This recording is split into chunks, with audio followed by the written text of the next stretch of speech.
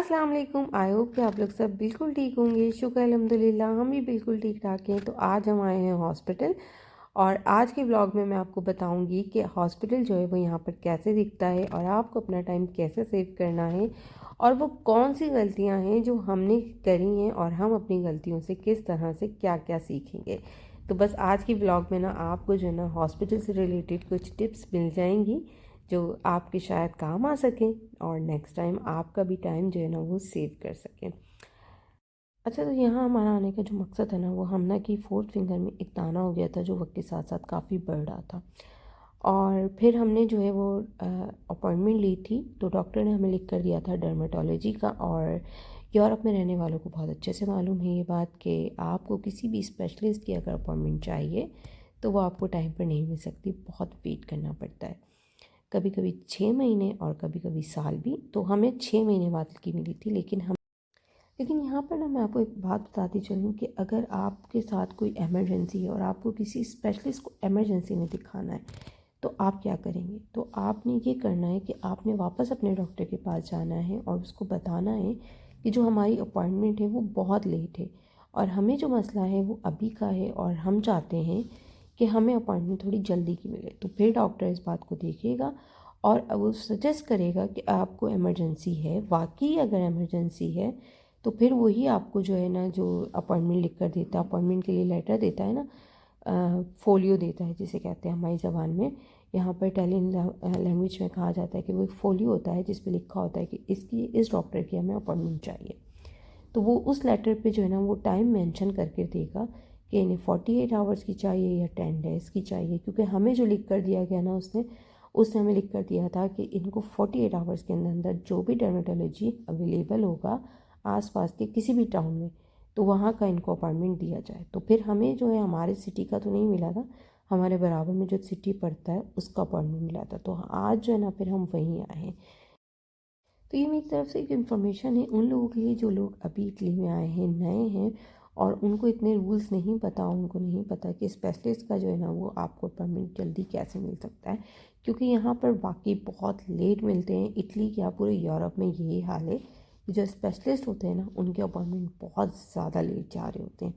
तो लेकिन अगर आपको बहुत ज़्यादा इमरजेंसी है और बहुत इमरजेंसी में स्पेशलिस्ट को दिखाना है तो फिर आपने अपने डॉक्टर से ही बात करनी होगी और वही आपको जो है इमरजेंसी के लिए लिख कर देगा।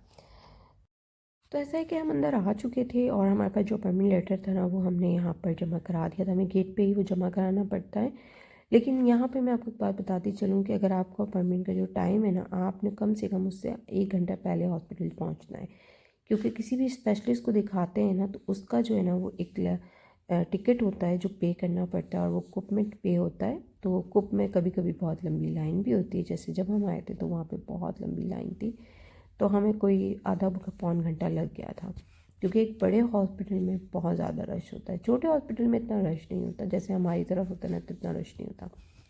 तो बस यहाँ पर जो है वो हमने पे भी कर दिया था और हमने वो लेटर भी अपॉइंटमेंट लेटर भी अंदर जमा करा दिया था। और यहाँ अब जो हम वेट कर रहे थे कि हम अपनी टर्न का।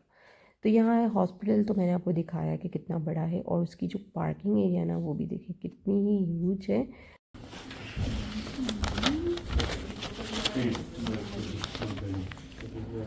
Allora, abbiamo detto che si chiama Cannes.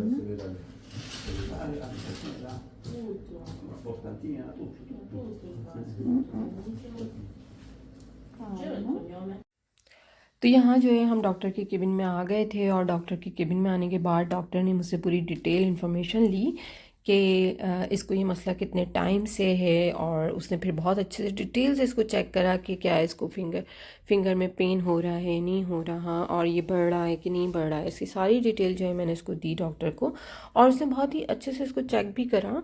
और चेक करने के बाद उसने मुझसे ये भी पूछा कि क्या हमने इसका कभी टेस्ट करवाया है। हमने कहा कि नहीं, हमने तो टेस्ट ही नहीं करवाया किसी भी किस्म का, क्योंकि हमें डॉक्टर ने डायरेक्ट ही डर्मेटोलॉजी को सजेस्ट कर दिया था।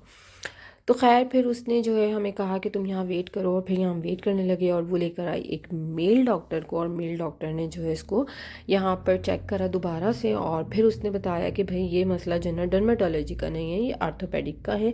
और उसने हमें सजेस्ट किया कि आपको पहले इसके 2 टेस्ट करवाने होंगे और 2 टेस्ट करवाने के बाद जो है ना आप अपनी डॉक्टर के पास जाइएगा और वो आपको जो है वो लिख कर देगा आर्थोपेडिक का। तो और इनके डॉक्टर जो है ना वो इतने स्वीट होते हैं ना कि आप यकीन करें कि इतने अच्छे से आपसे बात करते हैं और इतने अच्छे से आपको जो है ना हर चीज़ गाइड करते हैं। कुछ चीज़ें मुझे समझ नहीं आ रही थी तो उसने कहा कि आप बिल्कुल परेशान नहीं हो। उसने पूरा एक पेपर लिया और उस पर पूरे डिटेल जो है ना केस उसने अपना यहाँ पर लिखा और उसने कहा कि आपको बस ये करना है कि आपने अपनी डॉक्टर के पास जाना और उसको ये पेपर दिखा देना है। तो मैंने कहा ठीक है जी।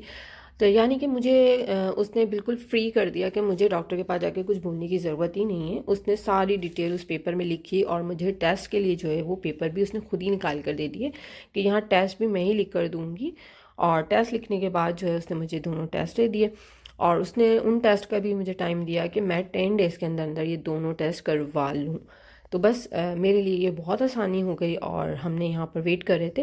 यहाँ बाहर खड़े के जो है ना वो हम वेट कर रहे थे कि वो हमें टेस्ट के लिए जो है वो फोलियो जो टेस्ट फोलियो होता है ना उसका वेट कर रहे थे कि वो प्रिंट आउट निकलवा कर हमें देगी। तो बस यहाँ पे हमने 5 मिनट ही वेट करा होगा। और सबसे अच्छी बात मुझे इन डॉक्टर्स की लगती है कि जब उनकी टर्न आती है ना, यहाँ पे बहुत सारे जो है केबिन्स बने हुए थे। जिस डॉक्टर के पास जिस पेशेंट को जाना होता है वो डॉक्टर ख़ुद रूम से निकल कर आता है और अपने पेशेंट को गेट पर आकर जो है ना खुद ही जो है वो रिसीव करता है और अपने रूम में लेकर आ जाता है। जैसे कि आपने देखा कि अभी एक पेशेंट को लेकर वो अपने रूम में गई है। तो सारे डॉक्टर्स की यहाँ पे यही ड्यूटी होती है। आप किसी भी किस्म के डॉक्टर के पास चले जाएं वो खुद गेट पर आता है और रिसीव करता है। लेकिन बस आपको ये याद रखना है कि जब आपने कभी हॉस्पिटल जाना है ना तो आप ये याद रखें, अपने जहन में रखें कि आपका जो आधा दिन है ना वो हॉस्पिटल में ही लग जाएगा। क्योंकि यहाँ पर काम जो है वो अपने हिसाब से होता है, अपॉइंटमेंट के हिसाब से होता है। टाइम तो आपका लगता ही लगता है कुछ भी हो जाए। तो खैर यहाँ आने के बाद, बाहर आने के बाद जो है ना मैंने मुद्दस्सिर को पूरी डिटेल बताई और डिटेल बताने के बाद हमने घर जाने का सोचा। और क्योंकि यहाँ से घर जाते जाते भी हमें कोई 1 घंटा लग जाना था। तो खैर आज का ब्लॉग जो है वो कहीं यहीं पे एंड करते हैं। आई होप कि मेरी इस वीडियो से आपको कुछ इन्फॉर्मेशन मिली हो और अगर आपको कुछ और मज़ीद इन्फॉर्मेशन चाहिए तो आप मुझे कॉमेंट बॉक्स में ज़रूर पूछ सकते हैं। तो खैर मिलते हैं नेक्स्ट ब्लॉग में। अल्लाह हाफिज़।